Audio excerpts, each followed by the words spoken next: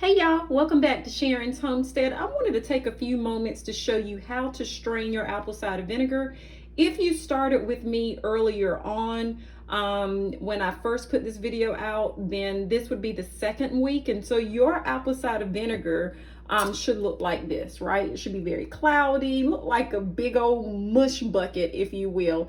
You'll see the brown around the edges of your jar where the apples rose up and fermented and then fell back down. So I'm gonna show you how to strain it very quickly. I have a plastic strainer that I'm using, and I'm literally, let's see if I can do this opposite. There we go. I'm literally just gonna pour it in there. You'll see the apples fall in and so forth, but literally I am just straining everything out. And if you remember, I had quite a few jars because in order to make a lot of apple cider vinegar, you've got to have quite a few apples because most of the apples is going to take up the space and what's left is the vinegar. So I'm just straining everything out. Okay, there's no more left in there other than just this little bit right here. So I'm just going to set it aside after all the juice is drained out of it. Notice what you have left here at the bottom. The apple cider vinegar. Okay, now I'm going to show you how to test and see if the vinegar is actually ready to go, because again, you want to make sure everything that you learn is tested, right? So just set this aside. Now I have some baking soda, and as you know, I taught you earlier on, a way to tell if vinegar is ready to go, is acidic, is if this will bubble. So this is nothing but regular baking soda, nothing fancy about it. I'm going to take a little bit of my apple cider vinegar and I'm going to pour it in there. See how that bubble up? That's some good apple cider vinegar. It's ready to be used right now.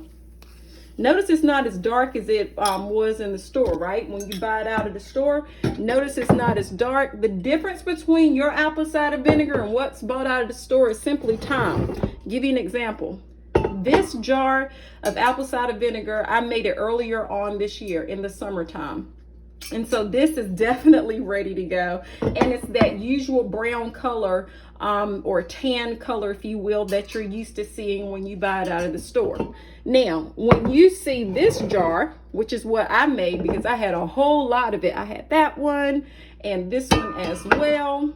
Got a little paper on there for this jar here as well. That was made, as well as this jar. Let's try to get everything in the frame here. This jar was made as well. Notice the difference in color. The only difference in color is time.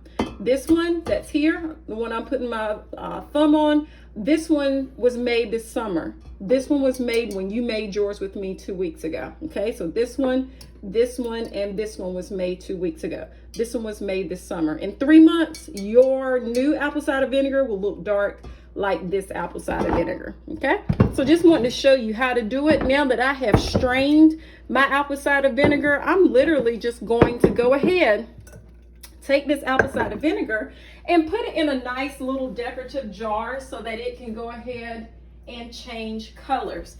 I chose this one. I got this one. I think it's so dainty and cute. I got it at a thrift store. And so I sanitized it. And when I did, I was able to go ahead and use it. Now, do you remember what I told you about sanitizing the jars? If you don't remember, I did do a YouTube live to show you how to do that.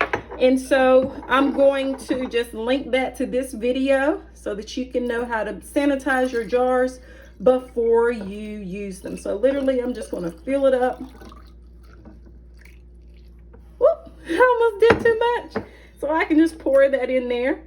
And let's see, there we go. Put the little lid on. And now in about 2 months, it's going to be dark, just like the other apple cider vinegar that I did earlier this summer.